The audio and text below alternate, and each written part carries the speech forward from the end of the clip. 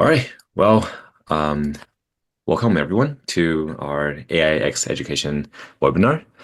This time, we're glad to have our co-host Tara joining from Ourmedia to host our three amazing panelists today. And then so they'll be covering specifically how AI can enhance project-based learning and exploratory learning, supporting education and cultivating student agency, experimentation, and finding purpose. You'll hear their leading voice more in education, technology, and creative arts, and the intersection of all of these combined. So how AI is going to be used on these more hands-on student-led learning, the role of creativity and experimentation, as well as how educators and technologists can co-design more meaningful, human-centered learning experience. I will welcome our co-host Tara to introduce our panelists. Thank you, Johnny. Hi, everyone. Thanks for joining us. I'm really looking forward to an engaging webinar today. Before I introduce our panelists, I just wanted to quickly share a couple sentences about Ourmedia, which is the organization that I'm representing. We're a nonprofit focused on trying to consider how AI is impacting learning and work for specifically Gen Z. So our approaches try to be very student-centric. We try to consider how is AI impacting everything from learning into career readiness for young people right now making that transition. And so I'm very, very excited to hear from our presenters today, who I think all have some very, very student-centric approaches to considering AI and learning. So just to share a little bit about our presenters, Danbae Kim is an ed tech researcher at Harvard's Berkman Klein Center, guiding learners in developing AI fluency and moral imagination. Jorge Costa is a professor at ASU and a Grammy-nominated engineer exploring the fusion of music, learning, and technology. And Ginger Love Garcia is a career educator at the International School of Boston, who's dedicated to developing lifelong learners through excellence in instruction, curriculum design, and educational leadership. So we have a really wonderful set of panelists today, and I think without further ado, I'd like to invite our first panelist to come share. So, Danbae, do you want to get us started? Sure. Hi, everyone. Can you hear me properly? Because I am unfortunately outdoors. Everyone can hear me properly? Perfect. Okay, so I'm going to share my screen. All right. Hi, everyone. My name is Dambi. I am a learning design fellow and AI fellow at the Harvard Graduate School of Education. So for my little 10-minute talk, I want to talk about my approach to fostering AI literacy, which I believe is fundamentally different than teaching AI literacy. And I think this directly links to the theme of today's topic, which is project-based learning. A lot of the AI literacy programming that I've vetted are very theoretical in nature. It's like a theoretical approach to like neural network for dummies or how large language models built, ethical dilemmas. And I think to foster AI literacy, you have to fundamentally take a project-based approach by immersing in like a scenario or a context that you're using the AI in a way that's relevant for you, right? So without further ado, I'd like to start off with why I care about AI literacy. So I have actually quite an extensive technical background. I've co-founded a couple of ventures, the last one in the Bay Area. And I came to Harvard because I had this dream of founding an evidence-based ed tech company. And I felt that I didn't have a pedagogical background. And I have such a deep respect for educators, and I wanted to learn from them. So I got to Harvard with a pretty big dream of founding maybe the next Duolingo. And then I saw this glaringly large gap in AI literacy. I saw that educators saw AI as this indecipherable black box that was out of reach for them. And then I thought to myself, Harvard and MIT, they have so much like AI literacy programming. Why is there this confusion?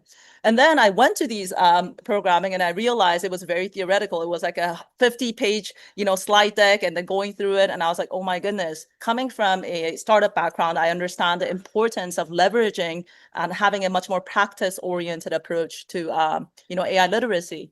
And so I started getting more and more worried that if educators don't understand this technology in the application layer, who will guide and support the learners, especially the learners in the current generation and the formative stages with this technology in the mix? How are they going to get the support they need? So I started getting more and more worried. And then that's like my journey, how my journey with AI literacy began. And another question I often ask is if AI use equates to cheating, which is quite prevalent, that narrative, like AI shaming, as I like to call it. Like, what does that actually say about how we've been assessing learning and performance, up until this AI boom happened? And then another guiding quote that I really like to touch on is in the book Humanity in the Age of AI by Eric Schmidt and co-authors. There's this quote: "Our problem is that we have not yet grasped AI's philosophical implication. We're being advanced by this technology, but automatically rather than consciously." This is something that I think about almost on a daily basis. And I think to get to that consciously part, we need the educators in the mix. And that's why a big part of the work that I do is really empowering educators. So another visual I like to think about is, so the current gap that I'm seeing is, so this is very stripped down, right? But you have the hardware layer, like the GPUs, the CPUs, that actually powers the software layer, which is a lot of fancy mathematics. Half of the stuff I don't even understand, and I have a technical degree, right? And then of course there's like sophisticated data training, which really enables, the generalist and very these powerful, effective models, including large language models. But the layer that I feel are very important for, let's say, non-technical people is the application layer, right? It's like, how do you leverage it, this technology in a way that's effective, but also responsible? So the best way to understand this is you need mechanics to fix the cars. You need to understand how the engine works. But ultimately, for most people dealing with cars, you need to learn how to drive the car. And that is how I describe the application layer of AI literacy. And so the dimension, like the framework that I really like to introduce today is by Moxie AI, and they have these 3 dimensions of AI literacy. So it starts with the functional layer, and then the critical and the rhetorical. So the functional has to do with the how part. How do you use these tools effectively? How do you experiment safely? How do you build confidence to leverage these tools in a responsible, effective way? So it's very much about tinkering, exploring, experimenting, all directly related to project-based learning. And then you have the critical layer, which is, why are certain outputs looking like this? And why is human discernment really important in the age of AI? And so it's a lot about assessing, evaluating, and giving feedback and iterating. And the third heightened layer is the rhetorical. It's really the what if stage, where you start to question, like, what if AI could redesign the curriculum? What if it could accelerate the research I've been doing and extend creative expression, which Jorge will talk about later in his talk?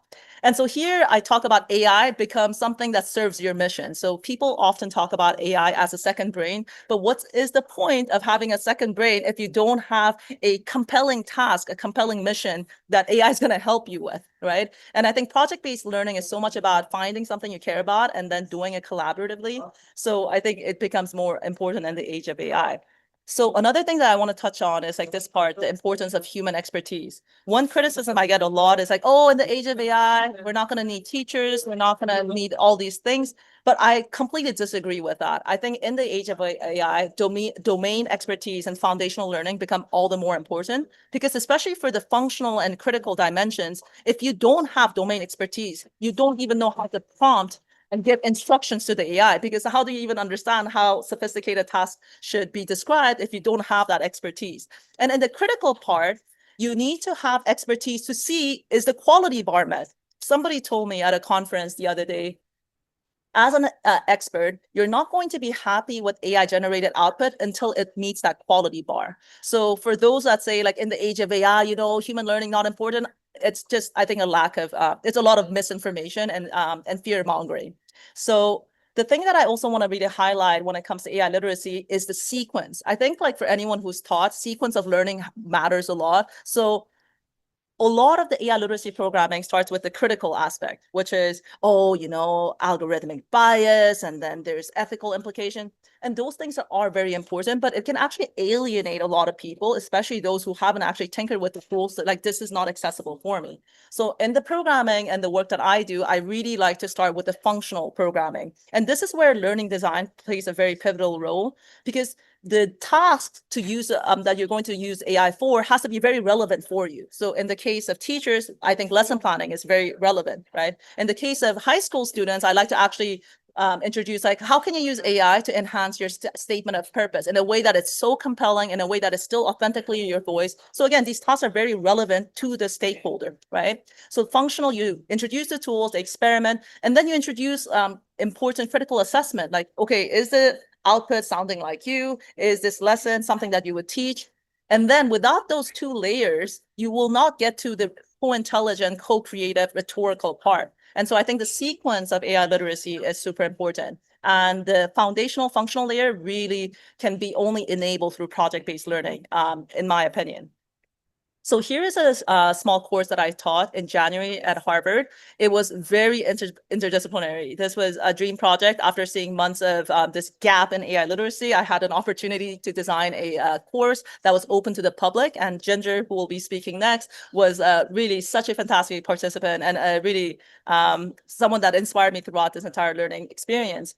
And so as you can see on the photos, it was very intergenerational. You have people in their 60s and 70s to people in their 20s, very interdisciplinary designers, edtech founders, engineers, educators, students. What would all these people from different generations and domains want to do in a class called AI Tools for Learning Design? Which really sounds like only for educators, right? But the edtech founders were people who were building edtech solutions to enhance learning. So they wanted to know, what does a good learning experience or lesson plan look like? And a lot of the students that came in, they came at certain qualms like, oh my God, Harvard, maybe certain lessons can be taught better. So I want to know like what a good lesson plan looks like. So all of them came in together and they collaborated through 3 intensive days. And so the first day was about, again, as I described, the functional layer. So I think for me, one of the key skills when it comes to leveraging AI is prompting. It's almost like you learn how to communicate with AI, right? And one of the flaws in prompting right now, the way that it's being described and taught, is that it's done as like a hard skill. Like you have a perfect prompting framework, you use it, or you have a prompting library and then you copy paste. But that takes away from the skill to develop it as an intuition, as a soft skill. So prompting is not about creating a perfect formula, a perfect prompt. It's more about developing the muscles to iterate and to give really good feedback to the AI. In that sense, I think of prompting as more of a soft skill than a hard skill. And so in our course, we created groups of 4 and 5, and they went through a scenario. Okay, you are a social media manager and you have to launch a campaign. And it was all facilitated on a platform called Sparkwise, which is like Zoom meets FigJam and Miro. So it's a very interactive way to do online learning.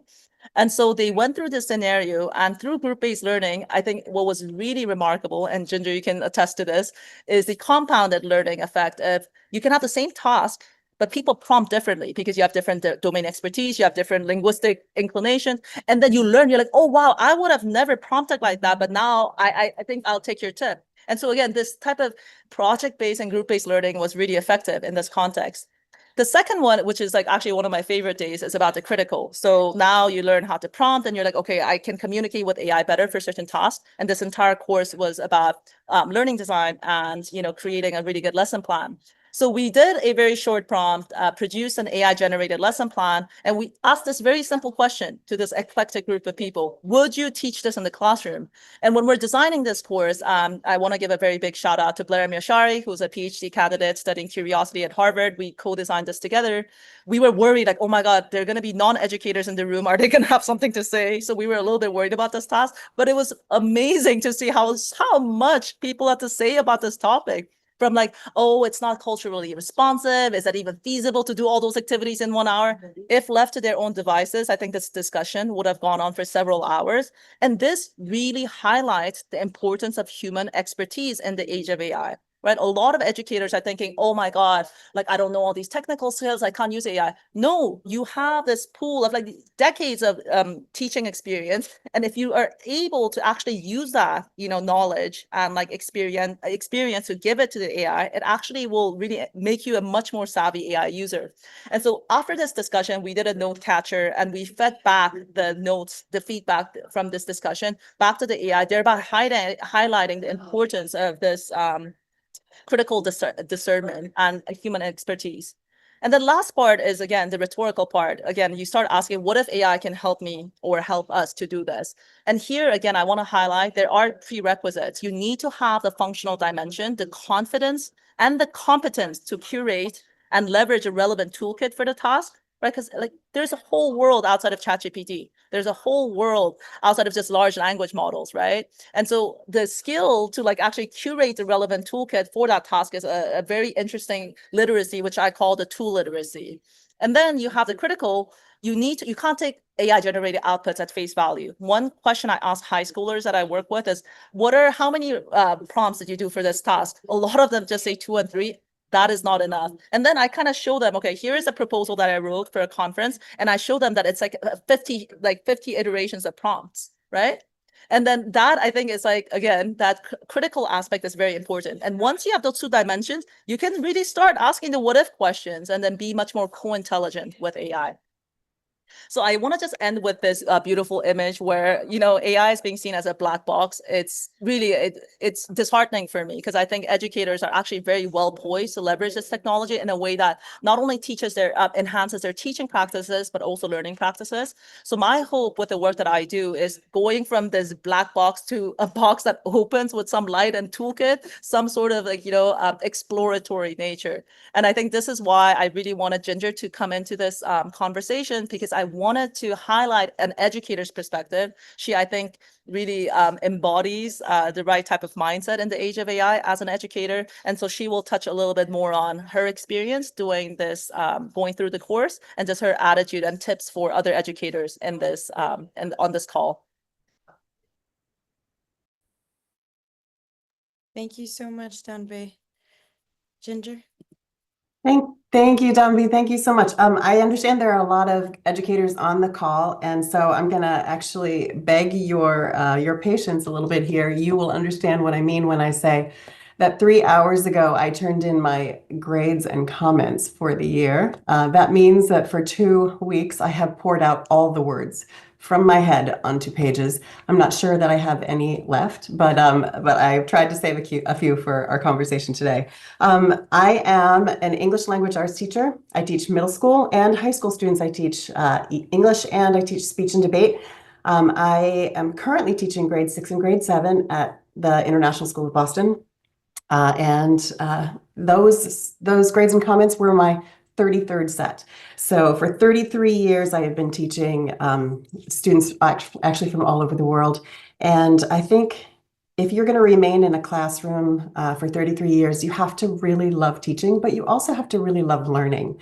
And the reason I am here is because I have found a kindred spirit and a mentor in Dambi. Thank you so much for all of the talent, the wisdom, the learning opportunities that you provide me and other educators. I think this kind of the energy and the kind of dynamism that comes from this kind of process is going to keep me in the classroom for maybe not 33 more years, but for the next sort of stage of my career. So I'm very grateful to you.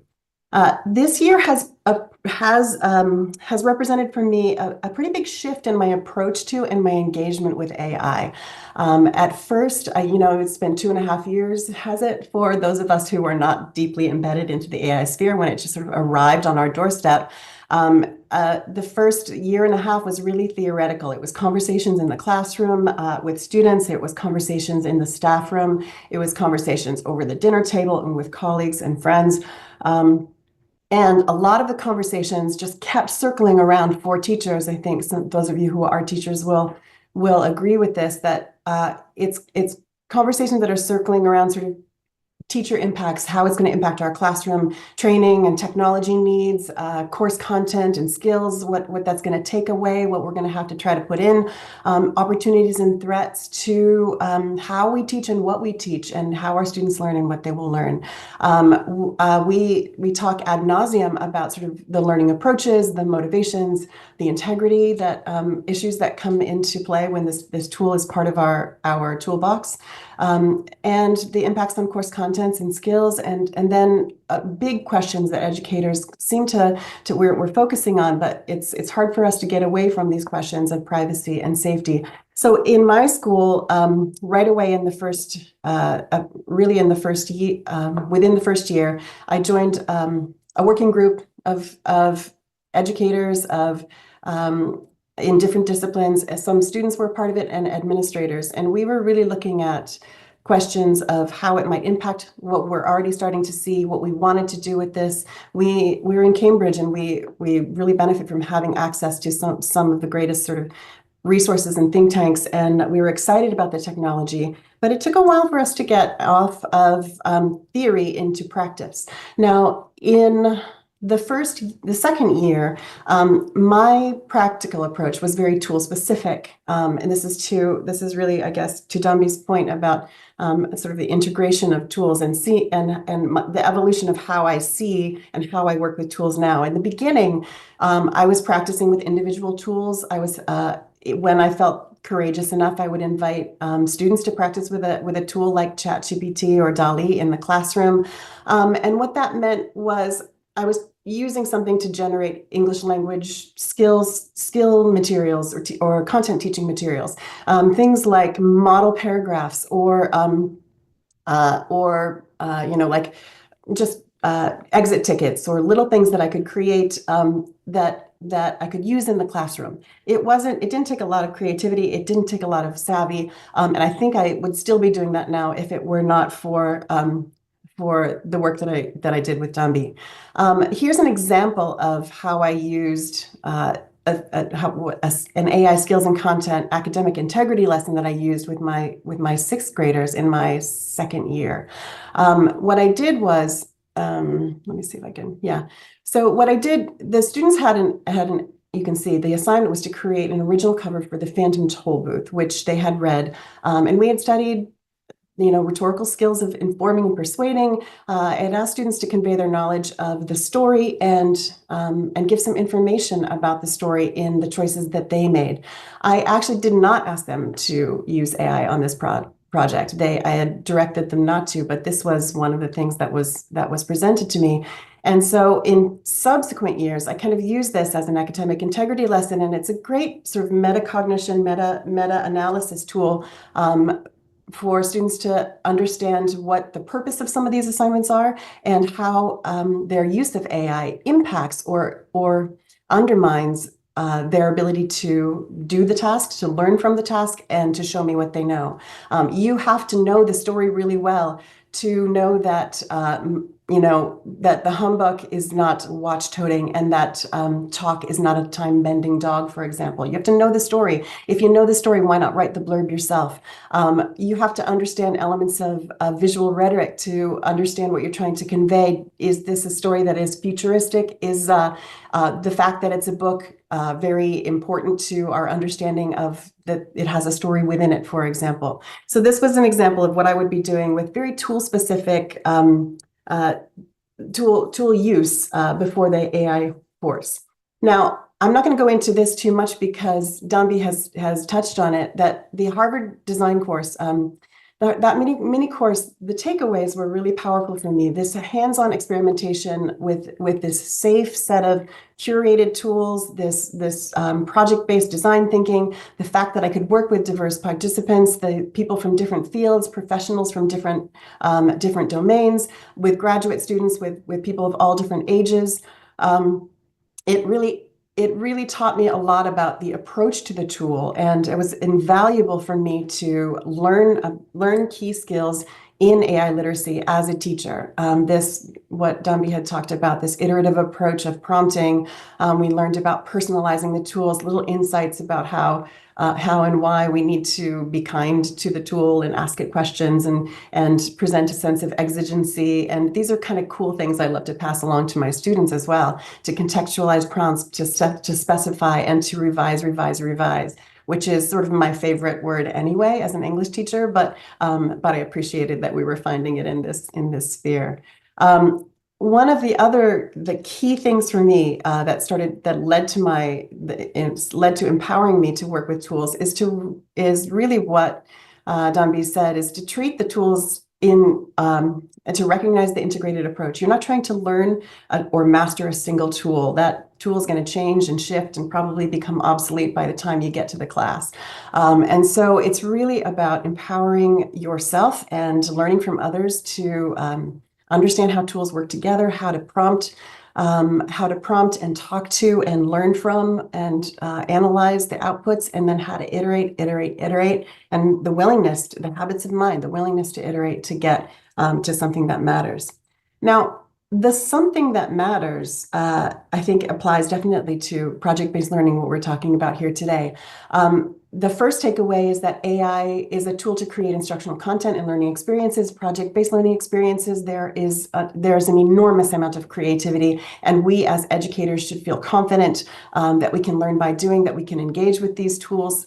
There should not be a black box barrier to our willingness to get in and tinker and try.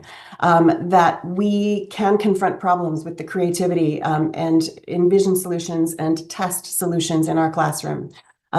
That another thing that sort of the next step of this journey for me was this, to take the practical approach away from very tool specific into a more integrated approach, and to go from this large scale thinking about big ideas into what Dambi calls sort of ultra niche solutions. And this is where I think, you were talking about this, was it critical literacy, me feeling like as an educator, I don't have a technology background. And so how can I think about creating a tool? I don't even understand the tech language that goes into creating a tool. How can I prompt it? But I want to convey to my fellow educators the importance of recognizing that the tools themselves now sort of solve a lot of those problems for us. The technologists are creating incredible tools that are very user-friendly, and that the educators in the room, we are a necessary voice in designing, and actually a very capable voice and in developing some of these tools. And the thing that really inspires me is, yes, I like to think about these large scale questions, but I love to solve ultra niche problems that are going to impact my students in my classrooms, the kids that I work with every day, the ones that I love and care about and I want to see succeed, that are sitting right in front of me. At every level of the question in education, AI can impact, and educators need to be part of that conversation. So I had the great benefit of going from the Harvard Ed Hack into a Harvard MIT collaboration that Dambi also worked with, that brought educators and technologists together to create AI solutions for very specified educational challenges. It was participatory in design, and I learned words I learned MVP, minimum viable product, and then I said it to my brother who works for Meta, and he was very impressed. Suddenly we have something to talk about over at the dinner table. So what this entailed was taking, we were asked to identify a problem, and for me the problem was this question of limited time, limited resources of time, space, and energy to provide the kind of timely feedback I need to help my students with their writing. And what we did is we came into a room at MIT. We pitched, and I pitched an AI-powered chatbot to serve as a conversation partner for student analytical writing. I did not want something that was going to tell my students what was wrong with their writing, or offer them solutions, or suggest new phrases or fix their grammar. I wanted a conversation partner to do the exact work that I do every day, and I need to do at all times with all my students. At the same time, I need to be able to reach them as soon as they're stuck, and ask a question or point out something. And those questions and the things I'm pointing out are the same for every kid in the room. And I need a lot of me, and I need more time to do it. And AI is very well positioned to be the lot of me, to provide me the extra time to do that kind of stuff. So what we ended up creating was I was able to attract a team of people after creating this pitch, and we spent 12 hours and we created a prototype for a tool called ReasonWise AI, which we got that creative name from AI. So a tool that looks at the components of students' analytical composition, claim, evidence, and reasoning, very specific for how I teach paragraph writing to my students in grade 6 and grade 7, and helps give them feedback. It's really exciting to think about where this can go. So the takeaway number 2 is that AI can be a tool, and is a tool to address educational needs and solve problems. But the next thing is, the next sort of aha moment that I had was this idea that AI is a tool to actually cultivate students' own knowledge, skills, and understandings. It is not just about me growing in my confidence and learning by doing. by leveraging these tools in my own domain and then bringing the product into the classroom, I can and should be learning alongside my students. The concept is that AI is a tool that creates project-based learning experiences for students, but integrating AI into learning experiences is in itself a project-based learning experience for students. I'm going to say that again. Integrating AI into learning experiences is in itself a project-based learning experience. And this is sort of the moment we are in the iteration of how this tool is impacting education. And I think it's a very exciting time. Provided that we have, a partnership with our tech departments and our administrators to create and curate the tools that are really, really safe for students and put the guardrails around the work with students and do all of the hard work to make sure that we we have a toolkit and an environment that is safe and healthy for our students. This is a really powerful and an exciting sandbox to play in. AI, I'm teaching, if you're here, you love project-based learning, and I don't need to teach any of this to anyone, but think about the way that AI enhances our ability to identify a problem, to explore the solutions to the problem, to cultivate the knowledge, skills, and understandings that are needed or that come out of or are byproducts of engaging with that problem, and then also to actually deliver and present the products. For example, I'm doing this presentation on Gamma, which I learned how to use and in the Harvard course. And this is a perfect example of what I'm talking about. So I'm going to give you one example to close here of how this has actually made its way into my classroom. And this is very recent. It's only this spring that I've added an AI integration into a project that I've done for many years with grade 7 students in poetry. We have inspired poetry, poems inspired by George Ella Lyon, Where I'm From, and by Jacqueline Woodson, taken from Brown Girl Dreaming book. And I ask students to take some of those poems and look at the models and create a poem of their own that conveys chosen elements of their identity. We have, by this point of the year, we've studied language, form, and sound devices, figurative language, things like caesura and rhyme and rhythm, and we're trying to convey meaning. And so I'm trying to do a couple of things with this project. The enduring understandings of the course that transcend just this project are we talk a lot about the idea that the accuracy of communication is determined by the reader and not the writer, by the listener and not the speaker. Now this shows up in advisory programs. This shows up in all over the school. This idea that I can intend to say something and I can think I'm saying it right, but it's only when I get the feedback from the person, from my audience, that I can recognize whether the message got through and the accuracy of that message, the effectiveness of that message. So the question is, how do I determine if my message is received as I intend it to be? And then the question I asked my students, I brought this to them: can we use AI to answer that question? Let's see if AI can be a tool to actually answer this question. So we decided, the students all said, yeah, we totally can.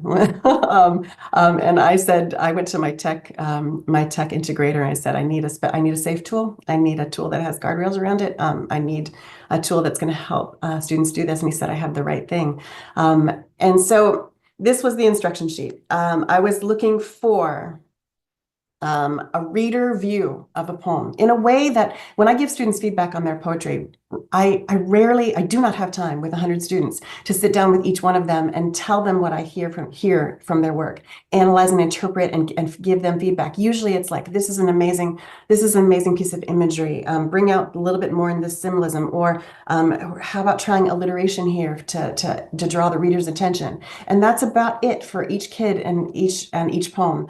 But wouldn't it be amazing to have a tool that could actually give an understanding, a little feedback, a little essay about this is who I understand you to be, by reading a tool, and then have the chatbot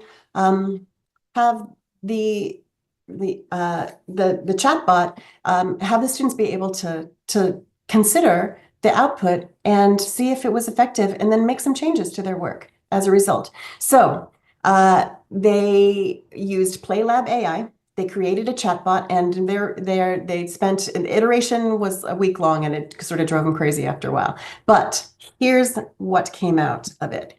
this is exactly, this is better than I could have hoped. One student said, the chatbot noticed my lines, I'm from calm down and quiet down. It said it thought I had really strict parents and wanted me to talk more about my really strict parents, but I was trying to say that I was an energetic kid. So I had changed the line. I went, I'm from calm down and have fun. All right, that's exactly what I'm looking for. The students are going to do some metacognition about, listen, how do people, those phrases that I'm writing, people are going to hear them and interpret them in their own way. Is that what I want? How can I anticipate that and what can I do with that? Here's another one. The chatbot thought some stanzas were more important than others because of how much imagery I'd used in them versus others, right? That actually changed the overall meaning of my poem. So I made some changes in language to balance the stanzas better. So this student learned about the way that people read, the way that development impacts the message about importance in a poem.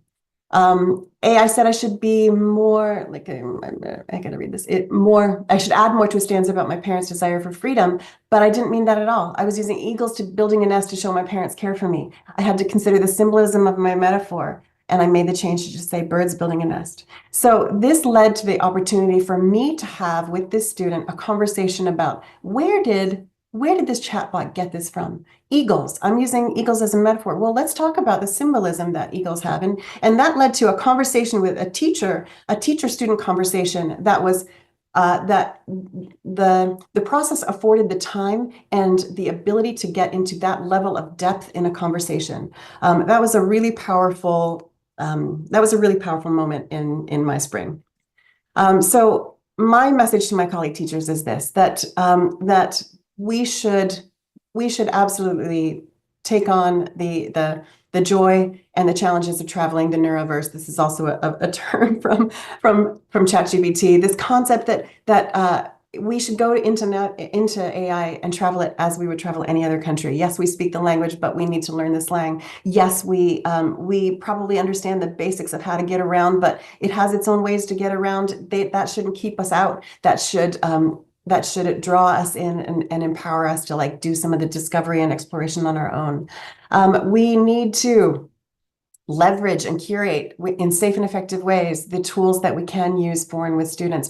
As teachers, we need to lead and the design and the creation of the teaching and learning tools we need and we want in our own classrooms. And it's very exciting because we can learn from each other, we can learn with colleagues, we can learn with students. Technologists have done some incredible work to build tools that allow us to do that very specific, very powerful we have these powerful tools and we can take that technology and shape the tools that are making the difference for our students right now. And we can model for students the way to use these tools very, very safely, very effectively, and ethically, and so that they will be able to in turn take and use those tools to solve problems of their own.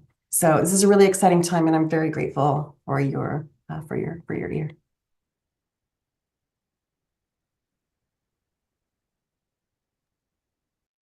Thank you so much, Ginger. Jorge, I saw there was a question, but I think we'll save that for after Jorge's presentation, if that's all right. So Jorge, can you go ahead? Yes, Tara, thank you very much. And thank you everybody for connecting with us today. Dambe, Ginger, thank you so much for your presentations. I can't wait to have follow-up conversations with both of you. So just to give a short background, I hail from the music industry. So I've been a record producer, sound engineer for almost 25 years now. Fell into education almost by accident, but completely fell in love with it. And now I just finished my 4th year at Arizona State University. And this whole AI tsunami caught me in a very interesting time. It's taken me 4 years for ASU to barely understand what I do, and now I added AI to the equation, and now they're more confused than ever. 1 year before I go for 10 years, so let's see how that goes. But I gotta say, they've been great at giving me the space to explore. And I think when we talk about AI and our role as educators, exploring is a really important word. So let me just share my screen real quick. And I want to talk to you about a class that I designed and taught this past semester. And the whole idea, I realized as I started engaging with AI, having conversations around AI with a bunch of people, I realized that the main thing was fear. Fear to me was kind of the biggest barrier in order to actually get people to engage with AI and start using it. So I focused designing the class in actually overcoming the fear of AI. Now, I realized that that fear was not just my students. It started with me. Uh, in that context, and after quite a few conversations, the first, I would say, the most important ones that came to the forefront from my students was the fear to be replaced, right? So will AI replace authentic expression? That was their main fear, which apparently was a lot deeper than mine. I felt really uncomfortable of being vulnerable, right? So I've been making music for 25 years and I teach about music. I teach from a place of expertise. I'm really comfortable. I know my stuff. I know exactly what you need to do. All of a sudden, I find myself exploring a technology where, if I'm lucky, I know more than my student. So that puts me in a very vulnerable space. And I had to learn how to be comfortable with that vulnerability. So the first thing that kind of directed me to was to design the class in a more horizontal way. So what I mean with this is I did not try to present myself as an expert that was going to teach my students how to do this. What I ended up doing with them was actually um, to play with the tools together. That was my first invitation. And allow ourselves to have fun, to be silly, creative, and playful. Mind you, these are 7th and 8th semester students, undergraduate program in a popular music program. So these students are already creating incredible music without my help. They don't need AI to make great music. So how do we bring AI into the conversation and into their own creative processes? So for me, embrace my vulnerability and become a fellow explorer with my students. Then designing collaborative projects, but also I changed the whole focus of my grading. And I told them from the get-go, I do not care about the outcome of your process. I just care about the process itself. So I'm not going to grade you based on how great your song is. I'm going to grade you because I saw you are actually using the tools to see what happens, right? So they wouldn't fear the outcome, but they would actually be more interested in the process itself.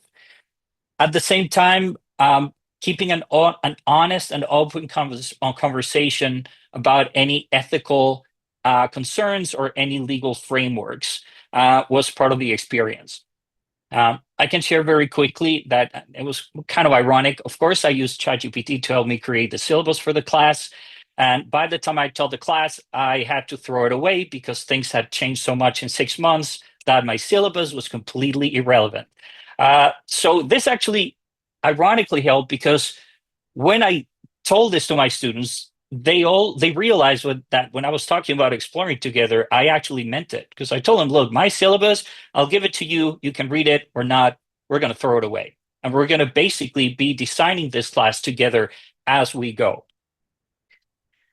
They actually accepted the challenge, which was pretty fantastic. And that got triggered before time. So the first activity as my students was for us to create a song together by using ChatGPT and a music generative platform. That in this case, I think we used Udio.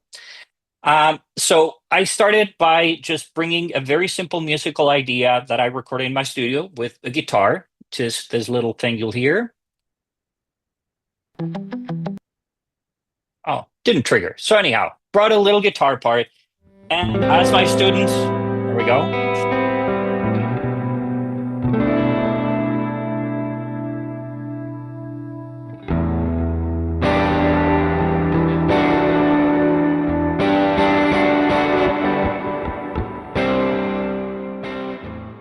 So very simple, straightforward. And then I told my students we're going to use this piece of music and a subject that you choose to create a song. And they decided they wanted to do a song about cats in space. So we used that to prompt ChatGPT to create lyrics, and then we fed that guitar part plus the lyrics to this generative platform and asked for a song. And this is what we got. Yeah, scarring night, aboard a ship with your friends, ready for a trip. Cars on deck, tails held high, cats in space, reaching for the sky. Floating high in zero G, chasing stars so wild and free. But oh no, they've lost their way. Cats in space, now they stray. Kind of scary, right? It was pretty good. A lot better than any of us expected. Now, immediately after just kind of getting over the laughing about what just happened or being afraid of what just happened, we jumped into a conversation of creative ownership, right? So, do we feel creative ownership over this song? Are we songwriters? Did we create the song? So this was an opening statement to basically tell them, look, we're going to try stuff, but we need to talk about it, right? This is not just do it and then move on. Let's do it and then let's talk about what we think about it, how we feel. So after doing this exercise, I challenged them to reimagining the music production process using AI tools. So at this point in their careers in college, they've all done full songs. They've done full productions. They understand the process. So how do we replicate the process bringing AI tools? And we started, I'm not going to say improvised, but again, I started trying some approaches to see if the outcome would actually help us move forward.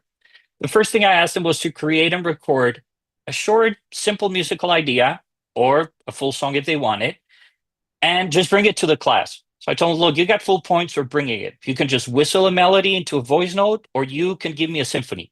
I don't care. I just want you to bring something. And this is one of the ideas.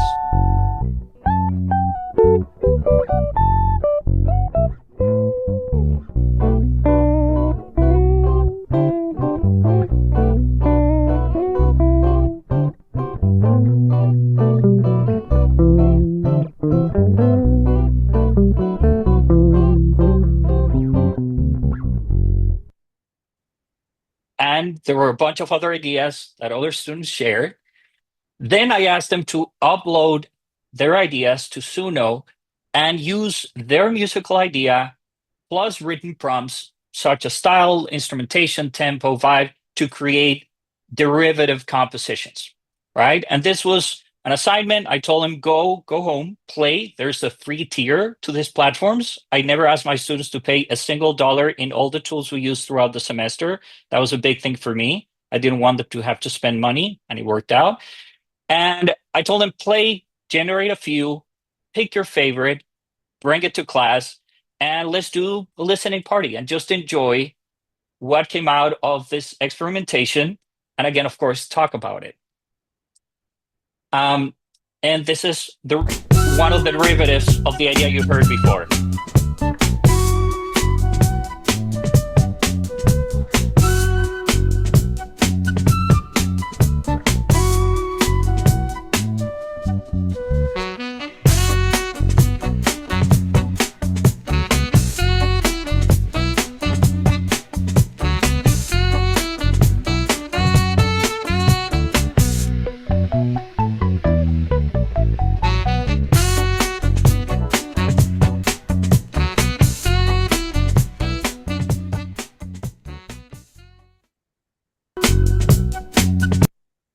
And then after we listened to all the ideas, I asked the class again, do we feel creative ownership? And every single one agreed that they didn't feel they had creative ownership of those ideas. So this led to the conversation, is prompting enough to make me feel like I'm a creator of this piece of art? And it was actually no, even though it was prompted based on their own musical ideas, right? And these were not prompts that somebody gave them, it was their own prompts. So I wouldn't have been surprised if some students might have felt that this was something they created. But I appreciated the fact that they didn't. They didn't feel this was enough to feel like they had creative ownership. So then the next question was, how can we reclaim that creative ownership? How can we take it back, right? Because if we're afraid of being replaced, to me, when you lose creative ownership, that's when you get replaced, because it's our creativity what really brings value, especially in music. Without creativity, I mean, what are you bringing? So we started thinking about, okay, how do we go about this? How can we reclaim our creative ownership? So the next step is we created groups of 3, and I asked them to use at least one of the ideas that they had generated through these generative platforms, but use them as a starting point to create something new. Okay. In popular music, there's this term called beat, which means basically creating a musical idea that has everything but the melody and the lyrics. That's usually how most of pop songs are written in the 20th century, or 21st century, sorry. So I told them, first, we're going to focus on the musical side of things, and you can use as much or as little of what you were given back from the AI platform to create something new.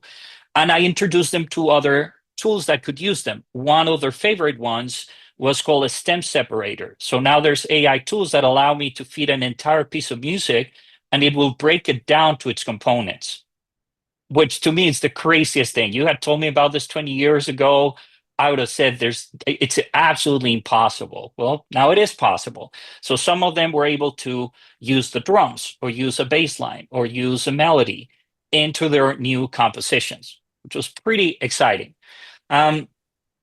We did another listening party of where they were at, but this time we started getting into some constructive criticism, not just me, but actually amongst themselves. You know, I like what you did, but I have some ideas. I think this could be improved. I think you could try this idea. So it became a really just complete collaborative effort for the class to create this.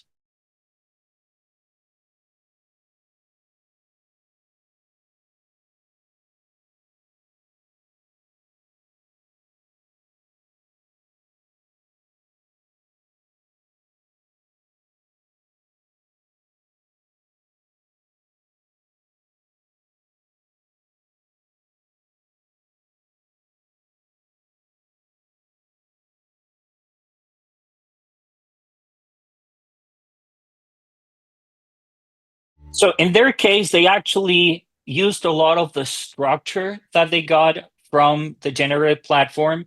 That little flute melody, they actually used that. That was created by the AI platform.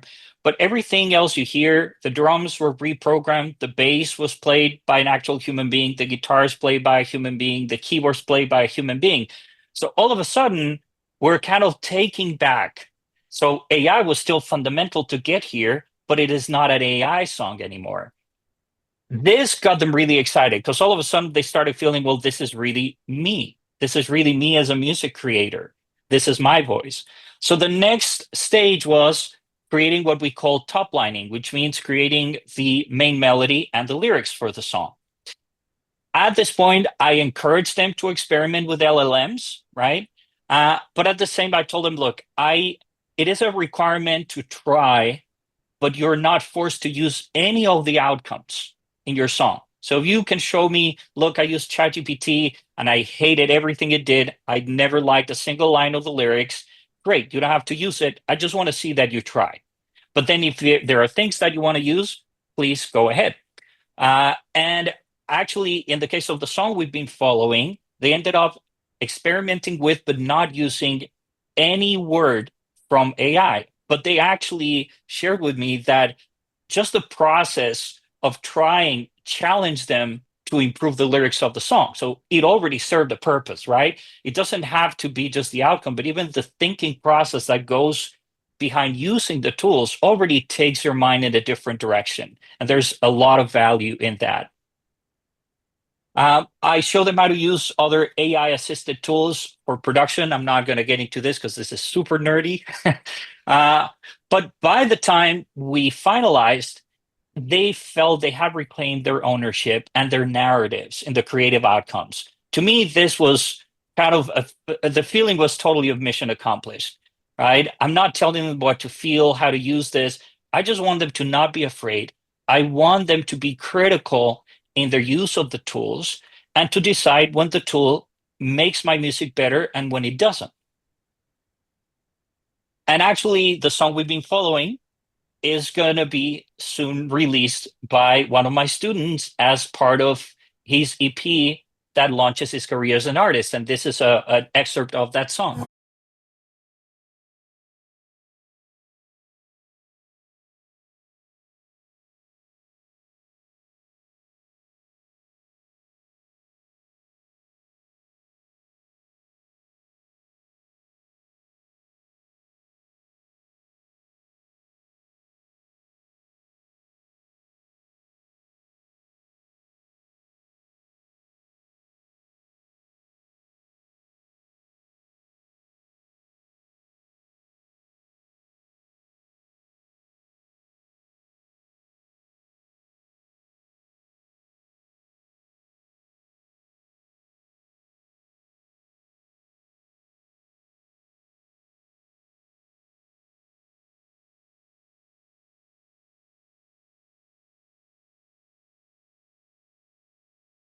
So I know we don't have time for the full song, but hopefully I'll be able to share a link to the song in the near future so you can all listen to it. Now, if you remember at the beginning, I mentioned that I had to embrace my vulnerability and become a fellow explorer with my students. So what that meant is I actually did all the assignments myself. So if I gave them an assignment, I turned myself into a student, did the assignment, and I asked for feedback from my students, which was a really fascinating experience. Um, Now, I didn't get to deliver the finalized production. I was too busy checking their own. So apparently I failed my own class. So I'm going to have to do it again next fall. Uh, but, uh, and in a personal note, what was fascinating is the last thing I expected when I did the assignment is that I would have an outcome, but that I would feel like actually sharing.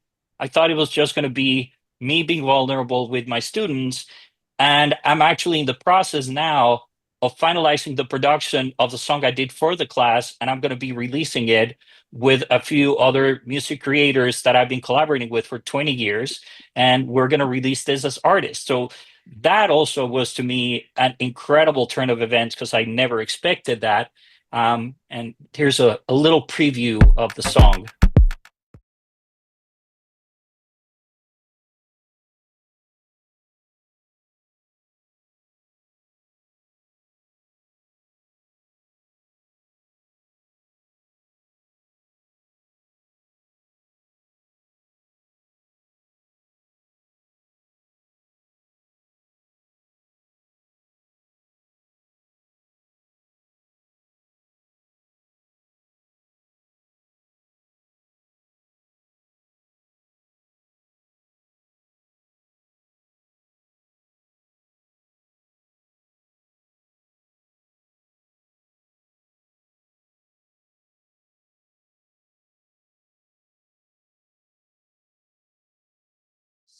So again, I'll share the rest of the song soon.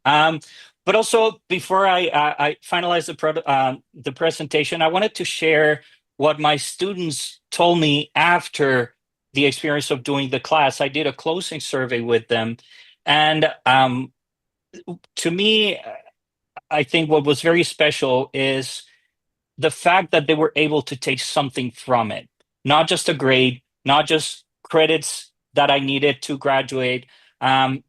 I actually didn't try to or manage to change their point of view. Part of the survey I did an opening one and a closing one, was about their feelings about AI, positive and negative. That actually didn't change by the end of the class. But what did change is they felt more prepared to deal with it and to use it to their advantage when they felt it was necessary. And to me, it's like great because I don't want to influence them. That's not my role as an educator. I want to make them curious. I want them to explore. And here they are.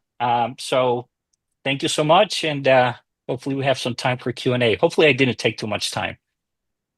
Oh, thank you. That was amazing presentation. I think that it really inspired many educators here, especially what you mentioned at the end. Like it's driving the curiosity of the students, and that's what drive them to learn further and more, right? And so, Thank you. yeah, I guess I know we are on time at 2 o'clock right now. I don't know if you all have some a little bit, 10 more minutes for some Q&A. Will that be fine? And I know a lot of audience here. If you have to go, feel free to drop out. We'll also be sharing the recording afterwards as well. So if you have any kind of questions, feel free to put it in the comments, and then we'll bring it up. And just to kick things off, I think what I guess, Ginger, you mentioned earlier about how summative, I guess in the past we were doing more summative assessments. Now it's more formative on the process, right? And Jorge, you also mentioned that it's actually assessing the process of students learning. And so I'm curious from your perspectives, because I think oftentimes I hear a lot of educators asking about the project-based learning, is how do we design these assessments well, and understanding like what's the process of designing these assessments as well. And yeah, this is a good question maybe for anyone on the panel be willing to share more. Mhm. The first thing that comes to mind, Hori, I really love the fact that you prioritize process over outcome. And we see this as also in a lot of like AI citation. We see a lot of people just like citing AI usage. Like if you look at AP and MLA formats, just like, oh, do the chat log, and then did you use it or not? Maybe you put a part of the prompt. That actually is not a very effective in like metacognition, right? So one of the projects I'm currently working on is developing a transparency documentation for how you actually describe the process of using AI. And I think that process also encourages you to think more about, okay, where do I want to use AI and where do I not want to use AI? And Ginger, as I mentioned time and time again in the course that, we participated in, it wasn't, the point of the course was not same for you. It was not like use these tools and then you'll become a better artist, right? It's more like, let's tinker and explore and let's understand like where AI can enhance that process and that task and where it can't, right? And then if we have like a 0-1 on a very outcome oriented assessment, I think it takes away from the process. And then, so I think one of the biggest gaps in AI usage, because there's so much AI shaming, so students use AI, but they're not just like actually disclosing it and they're not really reflecting deeply on it, is this gap in transparency documentation, which I think is super crucial moving forward. And transparency documentation will look different for, let's say, an artist, right? Like in your course, Jorge, than like academic research, then, maybe a more STEM-based course. And so I think it's the one-size-fits-all approach that we've seen in education, which again, like a stellar example is standardized testing, is really not a good fit in the age of AI. So we need to think much more like, the gender said, hyper niche, hyper contextualized. So that's the first thing that comes to mind, Johnny. I'd love to hear what Jorge and Ginger think too. Just very quickly, and to add what you just said, and I think a lot of it has to come from collaboration of us as educators, right? Because contexts are going to be so different. There's no one size fits all, but I'm pretty sure there are certain things that we can find through honest conversations that we're going to be aligned in. And I think once we find those points of alignment, it becomes easier to create a flexible framework, right? So again, not one size fits all, but a good starting point that we can share with each other. Because at the end of the day, right, it's not about me succeeding in my class. It's about the success of my students. And for us as educators at large, is the success of the next generation, right? And if my small group of students succeeds and nobody else, I'm not helping humanity at all. I'm just helping a small group of people. If we all work together towards providing this to all of our students, hopefully they'll have a better society than the one we have right now. Yeah, I really like the things that you're saying. And in the middle school sphere, one of the things we're doing with assessment, and it is a lot of students creating learning journals, curating artifacts, and then presenting their learning process.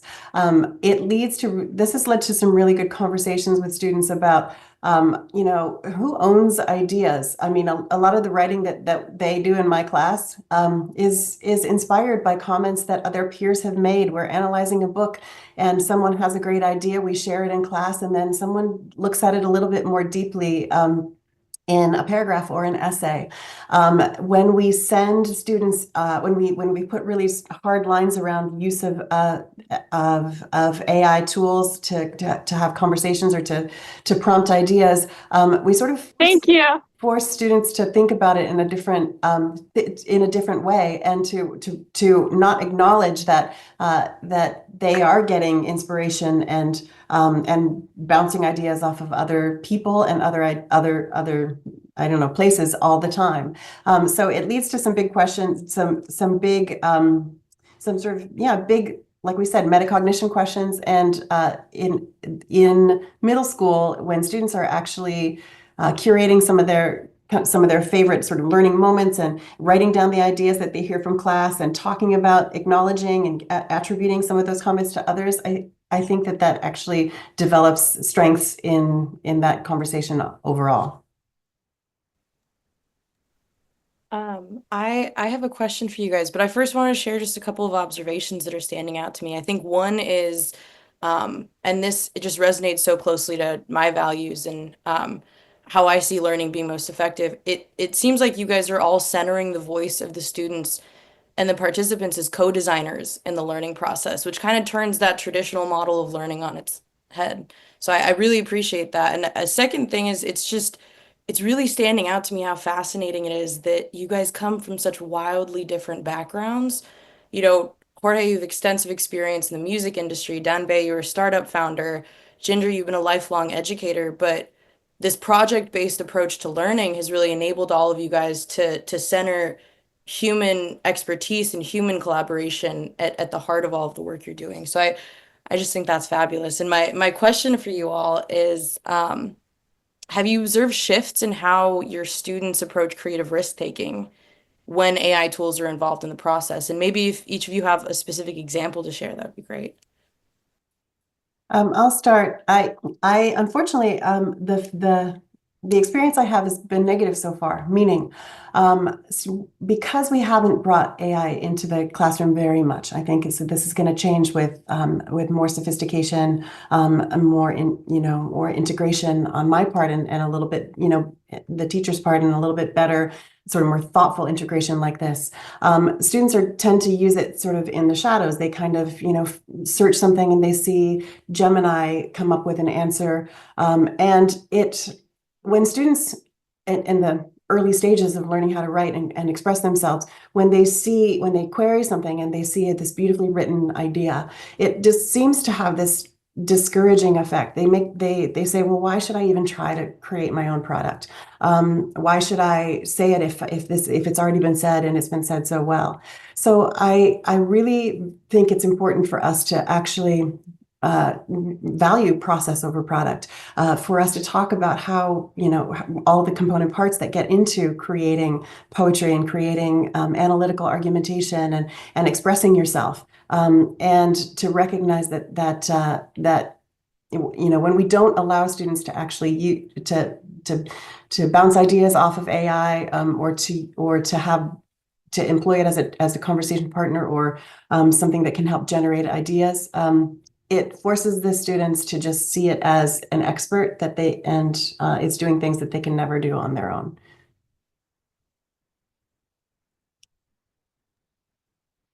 And following what you're saying, Ginger, and I completely agree. I think honesty from all parts is going to be really important, right? I think there's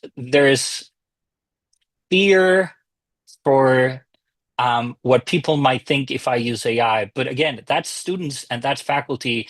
And I can also say in the music industry, it also comes from professionals. I've had some really interesting conversations where, kind of face value, nobody's using it, it's horrible, it's the end of the world. And then you actually share that you are using it. And all of a sudden, a lot of people are like, well, now that you mentioned that, I'm actually using it as well, right? And I think if instead of being afraid of it and try to hide it, we're really honest about how we use it and why we use it, and also share where we feel it should not be used, then I think that's the conversation we need to have, right? And also with students. I was at a meeting at ASU that was a little symposium around AI.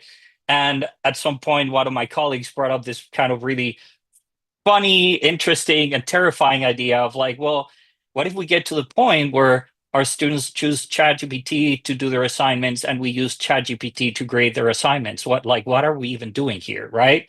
Now, is the solution to say they can't use it? Is the solution to hide the fact that they're using it? No, definitely not. Right? Instead of that, let's have that conversation of, well, if the tools are available, how do we use them responsibly? And let's be honest about it so we can grow together and develop those frameworks together, right? Because I'm assuming that my students are not just there because they want a good grade. I'm assuming they're there because they want to grow, they want to, be good at what they do, they want to be smarter, and they're smart enough to know that cheating is not the way to get there, And if one person cheats, well, cheaters be cheaters, right? But I'm not going to hold my students back for the fear of somebody cheating. I'd rather trust them, move forward, have this honest conversation. And look, if somebody cheats, they're the ones missing on the opportunity of learning. I got lots to say here. When it comes to creative risk taking, I do think that there's like more risk taking behavior I see in students I work with, in terms of there is such a democratization to development and creative tools that we've never seen before, whether it be Suno or, you have like co-pilots. I mean, it's really like compared to the CS education I got, I remember like being stuck like debugging for hours and hours, But so there is a lot of risk taking. Is a lot of that risk taking good?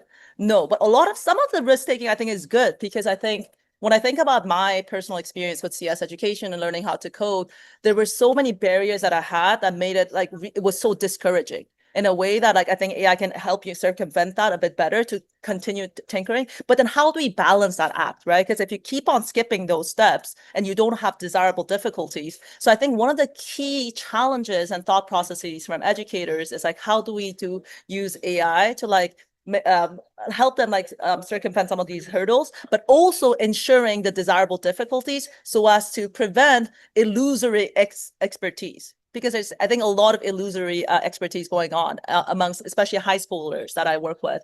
And another dangerous narrative that comes to mind in the AI space is this idea of like AI proofing. And what I mean by that is that inherently implies that AI use in educational context is negative, right? So like a lot of faculty members I consult come to me like, how can I make my course and syllabus AI proof? And I ask them, do you want to not use AI at all? And they're like, yeah, I don't think. So either we have very conservative faculty members that are like anti-AI, or we have overly optimistic faculty members that are like, you guys try to do it all, and just we need to meet in the middle, right? And I think Jorge, that's like really the sweet spot that you're meeting in.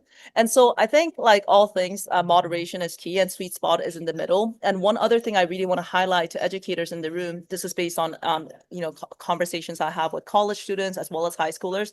Nobody, not a single human likes being told what to do it or don't do it, right?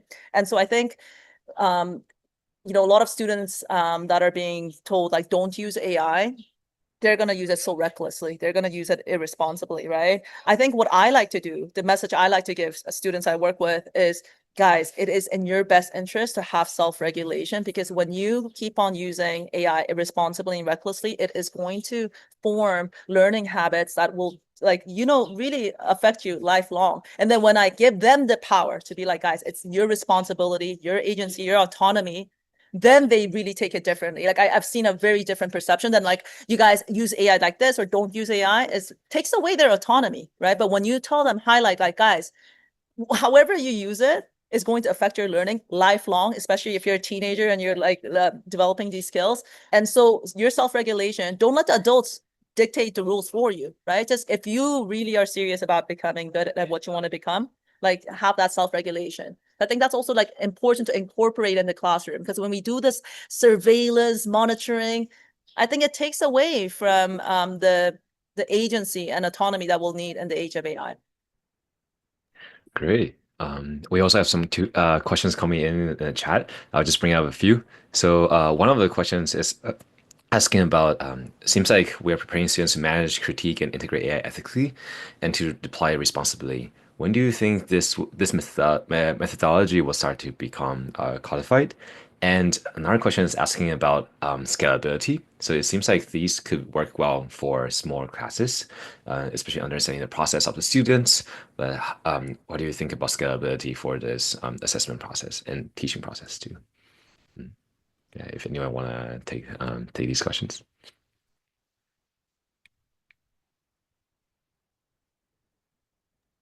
I think when it comes to like scalability of AI literacy, like Ginger, I mean, you know, the course that we did, we had over 100+ applicants. We could only accept 20 because I wanted to not compromise on the very hands-on nature. So I have been thinking about this because nobody likes to reject like 80 different people, especially when they have written like a whole essay about why they want to do this class, right?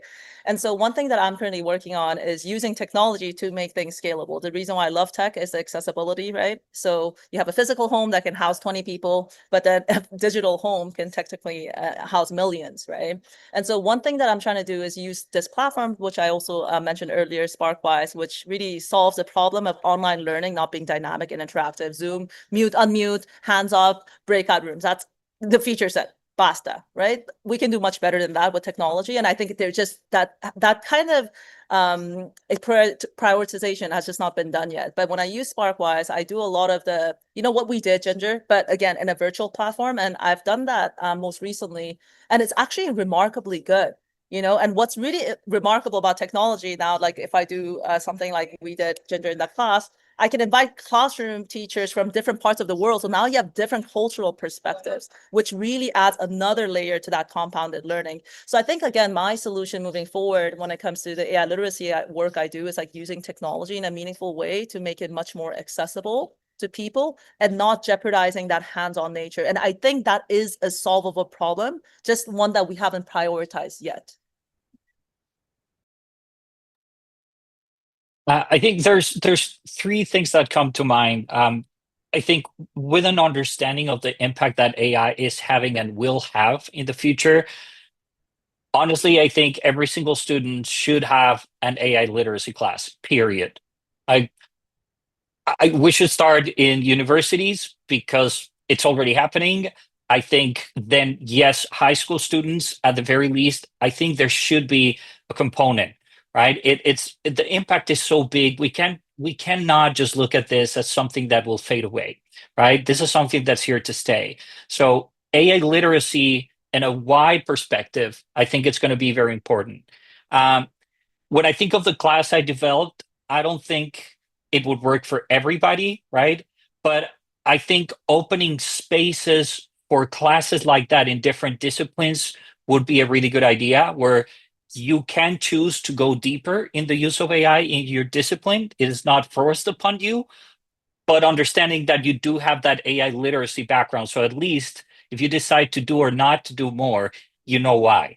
Um, and then last but not least, I think it's almost inevitable, but it's important to do it responsibly to start bringing some AI components to pretty much every single class. It doesn't have to be, at large scale. It doesn't have to take over and change everything. But even if it's just acknowledging that the technology is there and that we can use it, should be very important. I'm actually facing that this next semester because the way that my schedule is designed at ASU, I don't get to teach this AI and music production class until next spring. And I'm kind of dreading this because I'm like, AI is not going to stop. So what I'm doing right now is I'm figuring out, okay, in the other classes that I am teaching, I'm going to start bringing some AI elements, right? It's not going to be an AI class, but I want to make sure that I keep my students connected with what's happening and what's coming, right? So I think those are three things that we could bring into education that can help us move forward. One thing I'd love to add, Jorge, to what you said about the AI literacy piece being mandatory. I just finished designing the mandatory AI literacy module that the incoming cohort at the Harvard Education School, Graduate School of Education will need to complete. And to my utter dismay, when I was doing the vetting for the different AI literacy mandatory modules in the US, nobody actually was highlighting what responsible and effective AI use looks like in practice. A lot of these AI literacy modules talk about large language model, neural networks, natural language processing, again, very dummy down because you're not going to get into the technicals of all of that. And then, okay, environmental implications and algorithmic bias, don't trust it. But nobody actually sits down to show, okay, what does a good prompt look like in an iterative way? And so we like highlighted that, and the students, like the feedback we got were like, we got like lots of gratitude because they're like, all the AI literacy modules are like, do this or don't do this. Nobody wants a list of do's and don'ts, right? And then also when I say model good AI use or responsible AI use, we highlighted in our demo videos, like guys, there's a million other ways to do this. This is one glimpse, but we want you to we want to highlight how collaborative this process is. So again, for educators in this room, in higher education or upper secondary, whatever context, just really think about also like giving that kind of support and guidance to students. Because again, if you just purely focus on the theoretical content, it's this same analogy, so I did a 6-month internship at my last institution about how the internet works. I talked, again, hardware piece, software piece, all the protocols, right? Did that make me a more internet savvy user? Did I know how to clear my cache history? And no. Application layer knowledge of AI literacy is very different. So again, focusing on the foundational, technical foundations of AI, and then the critical aspects, again, the ethical dilemmas will not make your students savvy users and responsible users. So you need to start like Jorge did, get out of your comfort zone, be vulnerable because it's a vulnerable space for everybody in this room. And then otherwise, how are you going to model that AI and responsible AI use for your students when you personally haven't explored and experimented yourself?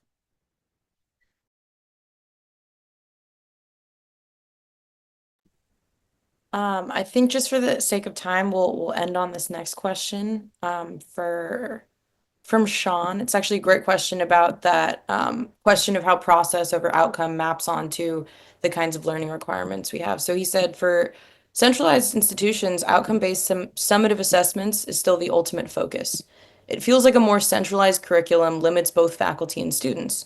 Are you all following any formal approaches to designing your curriculum to make it more process over outcome while adhering to summative assessment requirements?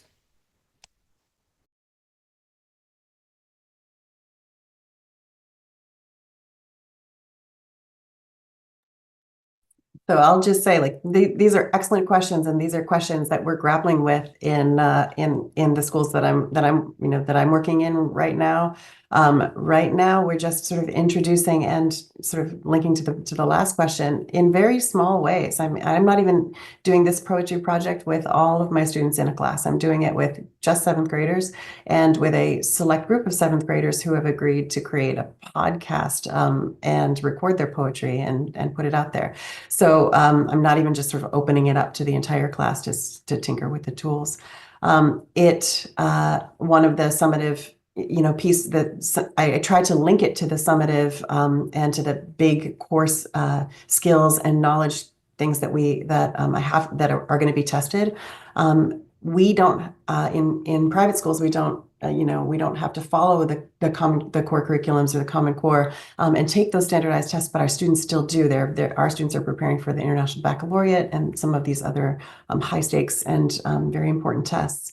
But I'm trying to, like I said, we're trying to look at sort of metacognition and pull out the ability for students to understand how their own learning and to develop these skills and think about communication and so the projects that I'm including to start are projects that reinforce core skills, that allow students to explore these core skills, and hopefully that doesn't take away from their preparation for these big tests. But it's a hard question because it does take time from the class and from preparation for those kinds of tests. The first thing that comes to mind, again, this is from a very non-traditional educator background, so this might sound a bit radical, but I think a lot of like summative assessments come down to, knowledge retention, and it's very like knowledge centered. Like for hundreds of years, knowledge was like education was about, passing down knowledge and then retaining knowledge. I think that's being completely disrupted with this boom of technology. Of course, there are other booms of technology that democratize access to knowledge, but large language models definitely take it to the next level. So I think when it comes to summative assessment, one of my favorite programs I've designed so far is for high school students, AI-powered social entrepreneurship. So it's again, very much like what Ginger described, this idea of a toolkit, integrated composite AI used to like solve a problem that they really care about. And so of course, I have lots of freedom to like design the summative assessment because I work with a lot of international schools. And like, as Ginger described, there's so much more freedom. With public institutions, I found that incredibly difficult because they're subject to so much more regulation. But at least in this more free zone that I've been working in, the summative assessment piece for me is not about, okay, it's not about, okay, what did you all learn about AI tools and what do you think about entrepreneurship? What is all the design thinking elements and theories? The summative piece that I really look for is, okay, you designed a product that based on addressing a problem you really care about. Now let's try to measure actual impact, because part of education should not just be like retaining knowledge, but it's like, how do we translate that knowledge into impact? How do we produce music that really makes you feel so understood, makes you inspired, makes you feel more culturally closer to other people? So that's like real impact, and same goes for any products, right? It actually solves real life issues. So for the summative piece of the project, like, this fellowship I've created for high schoolers, I really try to look for, okay, give me evidence of like real impact of users actually using that product. And I think that is a much better, like that is the direction I feel like we should be going in the age of AI, where AI is really enhancing them to take the knowledge that they've been listening, because theoretical knowledge will still be important. Like I mentioned, domain expertise, all of that is still be important. But then the summative piece should really like highlight the importance of how you translate that knowledge into practice, and then also as a result, impact. So I think that's but again, I don't know how to solve for the more public space. And I think that's going to be a big challenge, I think, something that we all will have to think about more deeply. Obviously, Arizona State University is a public university, right? So I've been fortunate that I have this kind of little niche where I'm allowed to do a lot of things that most people are not, and I'm grateful for that. But it does also kind of beg the question, right? How do we expand this? And I do think, and I agree with you, Danbei. I think there are bigger changes that we need in education, period. Where I think maybe AI is making it more evident, but I don't think it's just AI, right? We're not the gatekeepers of information. Let's start with that, right? I remember having to, walk in the snow for half an hour to go to the library because I forgot something, I didn't take notes in class. Now my students just grab their phone and they have every single piece of information available. So is memorizing stuff important anymore? I don't know. Like, I don't do exams in any of my classes. It's all projects, because I don't care if you remember. I'm going to be honest. I don't care if you remember a single word I said. But if what we did in the class inspired you or helped you to get something creative done, that actually matters, right? I know that's really complicated, especially when you talk about public education. But maybe if we start making the point for that need, right? Maybe we can start shifting things around, right? A friend of mine used to, when he would see me frustrated sometimes with working at a, big institution, he'll tell me, look, you got to remember that if you're driving a small boat, you can maneuver quite easily. This is a gigantic thing. You can't just go and maneuver it like a small boat. So just remember that so you don't get frustrated, right? But at the same time, if we don't start moving the boat is gonna just keep its course forever. So I think starting to nudge this with kind of small things that we can do in our classes, hopefully the impact of those small changes can then influence the people that can actually move the large boat to say, you know what, yes, we should be doing this or we should be doing that. So I don't think I'm giving you a solution, but this is kind of where my mind has been circulating with this, because I do feel again, this is moving fast, and this is just, it's huge, and we need to learn how to adapt. Yeah, well, I think everyone will wish this session is much longer and we can go even further. There's so many ideas, thoughts that was shared today that I think it would be really inspiring to most of the educators here, right? And I just want to thank our panelists again, Dembe, Jorge, and Ginger, as well as our co-host, Tara, today. And if you have any feedback for our webinar, feel free to scan this QR code and give us feedback. So for AIX Education, this is a student-run think tank where we bring in all these webinars and also our newsletters just to share more about how educators are experimenting AI in classroom so that more educators can also try that out as well. So we can all figure out how the future of education will look like. Yeah, so thank you again for coming, and thank you to our panelists today. All right, have a nice one, everyone. Thank you, everyone. Thank you, everyone. Thank you. Here.